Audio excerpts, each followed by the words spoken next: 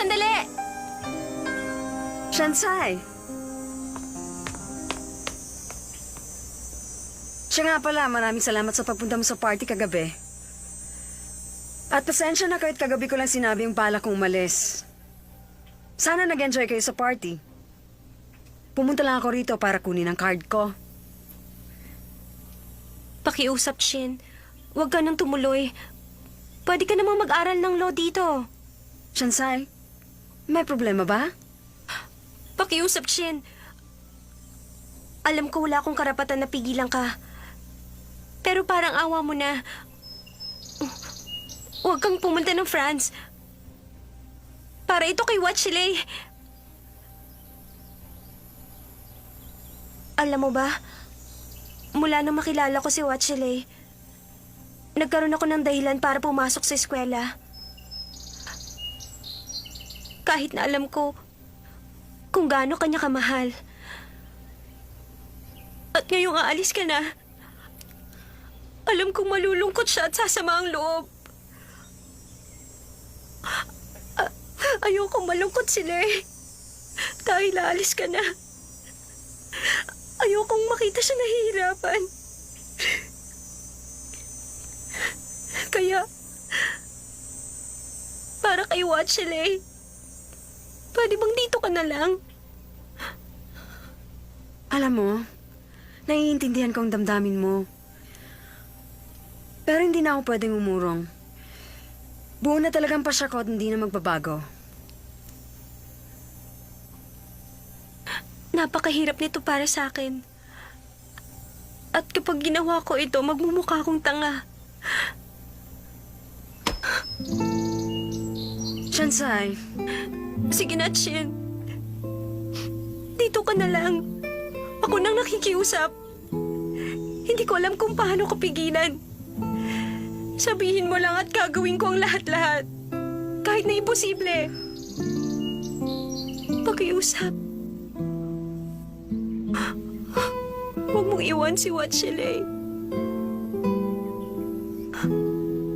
Shansai, para sa akin, ang pagpapasya ay parang pagsha-shopping sa ibang bansa. Pag nakakita ka ng gusto mo at hindi mo binili, mawawala na yun sa'yo habang buhay. Pag umuwi ka sakay ng eroplano, maraming taong nagsasabing, sana ginawa mo yun, sana ginawa mo yun. Ayokong matulad sa kanila. Ayokong magsisi. Gusto kong tumayo at maglakad sa sarili kong mga paa kahit na malubak o maputik ang daan. Tatahakin ko yon dahil yon ang pinili ko. Gusto kong maging Teng Tan Chin. Hindi si Chin na mayaman at tagapagmana ng kumpanya. Kaya pupunta ako ng France. Kung kaya, yan ang pinili ko. Naiintindihan mo ba, Shansai?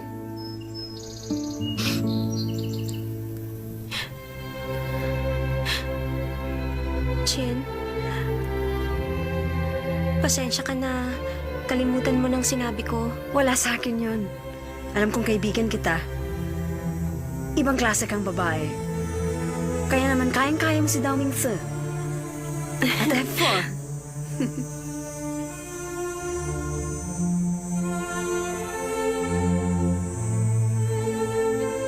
you take care now. Bye-bye.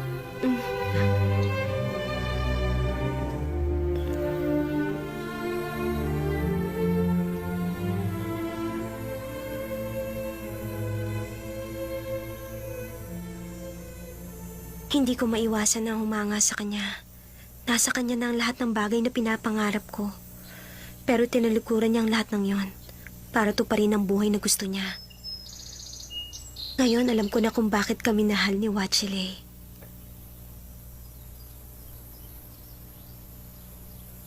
Bakit mo ginawa yon? Sino nagsabing makiusap ka? Ba't mo sinabi yon? Ano ba talaga gusto mo mangyari? Ba't lumuhod ka pa sa kanya? Hindi ako makapaniwalang nagawa mo yun. Kasi nakita ko na nalulungkot ka. At baka hindi na ulit kayo magkita kahit Wala na kang kailan. pakialam!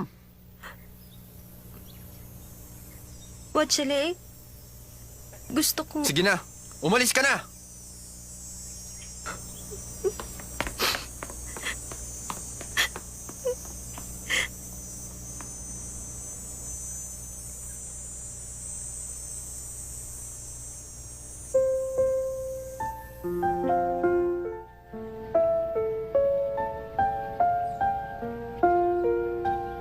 Lay, kung hindi mo mapigilan ang pagpatak ng luha mo, tumayo ka ng pabaligtad.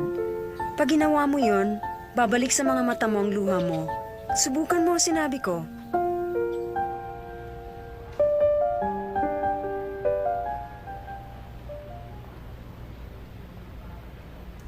Hindi ko siya mahanap. Kapag nakita mo siya, tawagan mo ako. Salamat.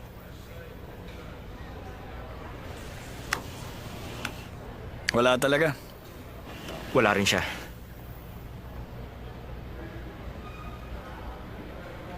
Hindi siya dumating para maghatid kay Chin.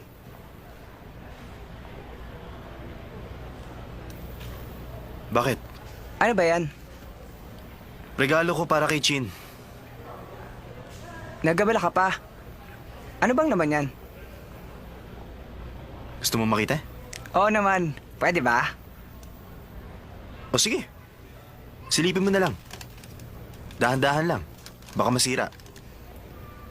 Pakihawakan muna.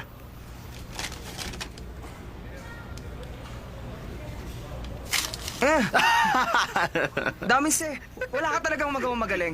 Puro ka kalokohan. Kung kasing mani din daw min Chin. si What, Chile. Sinama ko talaga. Akin na nga yan. Hindi siya masyadong masasaktan sa pag-alis ni Chin. Kawawa naman siya. Teka, ano problema? Daming sir, naranasan mo na bang magmahal? Magmahal? Bakit? Naisip ko lang, siguro ganun talaga ang tunay na pag-ibig. Pipigilin mo ang sarili mong damdamin. Hahayaan mo siyang lumayo at gawin ang lahat ng gusto niyang gawin. Hindi dapat maging makasarili. Di magtatagal, mawawala ang nararamdaman mo. At malilimutan mo na rin siya. Baliw ka! Kalokohan ang sinabi mong yan. Bakit mo siya pababayaan na iwanan ka? Paano kung bukas mamatay na siya? Hindi ka ba magsisisi? Kung ako sa'yo, susundan ko na lang siya. Teka, bakit bigla mo nga palang naitanong sa akin yan? Nakakagulat. Isang mababaw ang pangunawa, nagbitiw na mabigat na salita. Naisip niya ang sagot sa problema naming dalawa ni Wachile.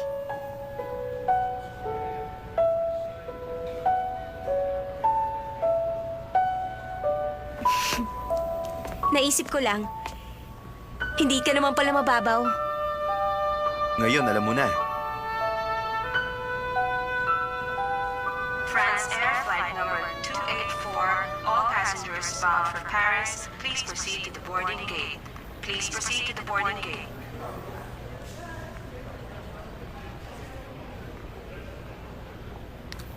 Pasensya ka na, wala si Lay. Ingatan mo ang sarili mo. Mag-iingat rin kayo. Chin, pabango ko sa'yo. Chin, mag-ingat ka. Meron niya... Ano ba?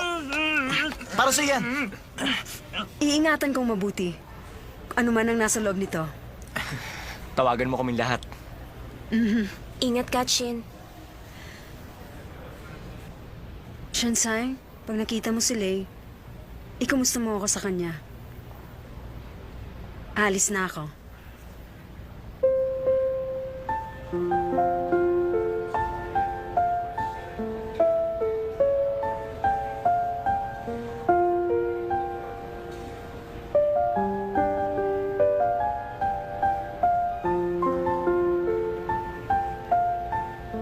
Nakikita ko na si Chin, tinalikuran ng karangyaan, naglalakad sa Paris nakasuot lang ng simpleng pantalon. Matatamis sa mga ngiti niya. Dahil sa wakas, nagawa niya na ang gusto niya.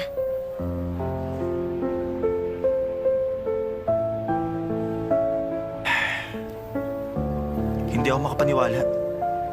Hindi nagpakita si Lay.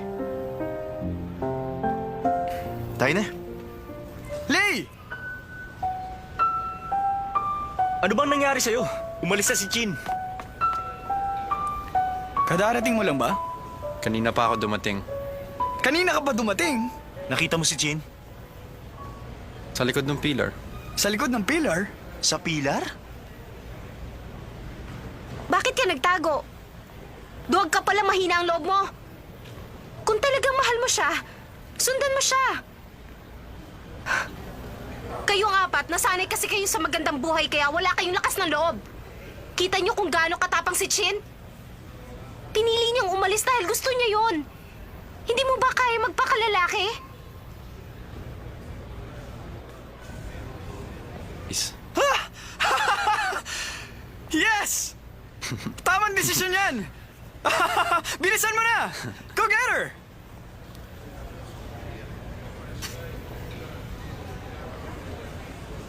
Sansay, alam mo gusto kitang kaibigan.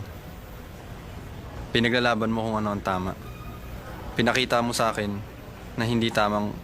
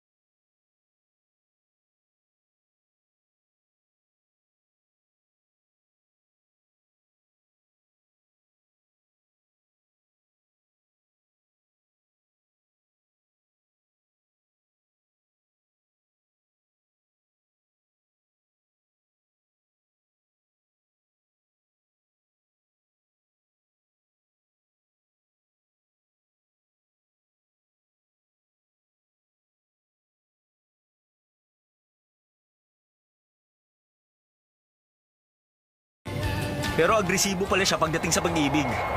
Si Sansay ang nagturo sa kanya na maging matapang. Pero hindi ba may gusto si Sunshine kay Lay?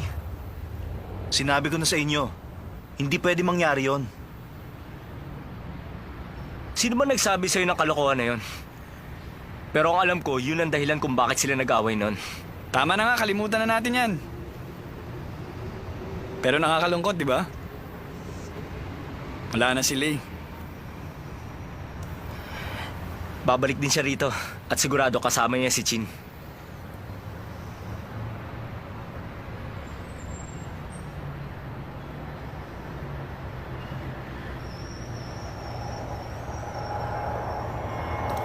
Sunshine, magdala Date naman tayo.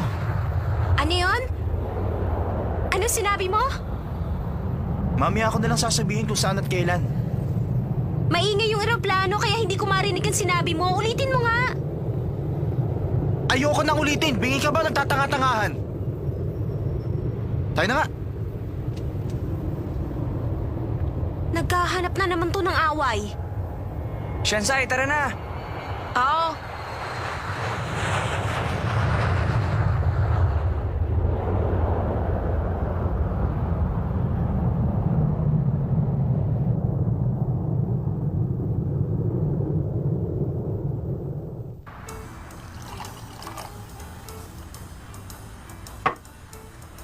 Malamang nakita na si Lea Chin. Oo, sigurado yun. Teka nga, Asi, ano ba yan? Hindi ako makapaniwala nagbabasa ka. Di ba ayaw mo ng libro? Bakit bigla mo kinuha? Akin na nga yan. The Psychology of Dating. Makikipag-date ka? Sino babae? Baka yung babae na nakilala niya doon sa party. Tama. Baka kasi may matutunan akong ibang teknik sa panliligaw.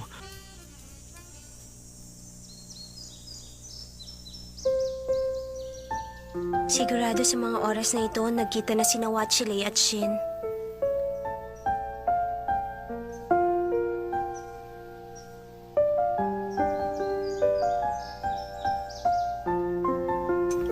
Shansai, saan ka ba galing? Kanina pa kita hinahanap ah. Gusto mo ba ng tinapay? Noodles, ililibre kita. Pero mas masarap kasi ang matamis na tinapay. Kung gusto mo ng noodles, halika, ililibre kita.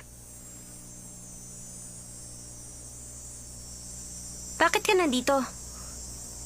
Sunday, Times Square, 2 p.m. Hindi ko naintindihan. Inaaya ka niya mag-date? Hindi ba akin ka lang, Shansai? Ah, kalimutan mo na yun, Shansai. Ulitin mo nga. Sige na, may gagawin pa ako. Akala ko ba manlilibre ka? Bakit kaya ang weirdo ng mga tao ngayon?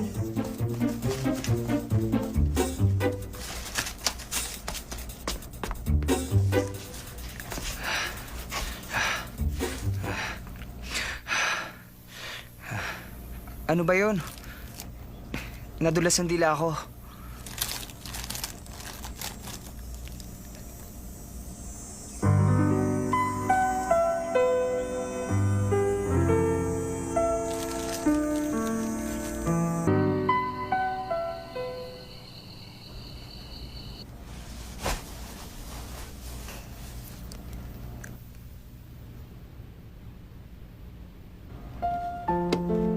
Ayoko nga. Sino ba siya? Bakit ako makikipag-date sa kanya? Sunday raw sa Times Square, 2 p.m. Ano na naman kayang binabalak nun? Siya, kalokohan na naman. Hindi mo na talaga maintindihan ang panahon ngayon. Ang init-init, tapos bigla na nabubuhos sa malakas na ulan. Hay, nakakainis. Sunday, Times Square, 2 p.m. Ano kaya masarap lutuin? Dapat Pupunta mainit na kaya sabaw. ako o hindi? Halika na nga, bibili lang ako ng gulay. Kailangan kong bumili ng gulay para hindi ma-high blood ang tatay mo. Ay, Chinese broccoli. Ito na lang ang bibiling ko. Kaya lang, bakit ganito? Ang mahal naman. Bakit? Ano oras na? Oras? 12:30 na, ha? Shansai, gutom ka na ulit? Hindi po, ma. Oo, kala ko gutom ka na ulit. Hindi ba kakakain mo lang? Manang-mana ka talaga sa ama mo. Bakit ba ako nag-aalala? Isa pa, bakit ba ako pupunta doon? Pati ba naman linggo makikita ko pa siya? Sobra naman. Teka, sale din ba ang isang yan? Tinanggal mo ba ang discount? Oo. Sigurado ka? Oo, Ayusin mo discounted na yan. Baka Sigurado nagkakamali ako. ka. Mama, Chinek ko na Sandali mabuti. lang. Bakit? Saan ba lakad mo? meron lang ako pupuntahan. Umuwi ka ng maaga. Sa bahay ka maghapunan. Opo. Pera muna ng payong. Teka, ibalik mo yan. Wala akong gagamitin. Tong batang to. Ay, pasensya ka na. Naipunch mo na ba mga ito? Oo, Teka, kanina ulitin pa. mo yan. Hindi ko nakita. Ulitin?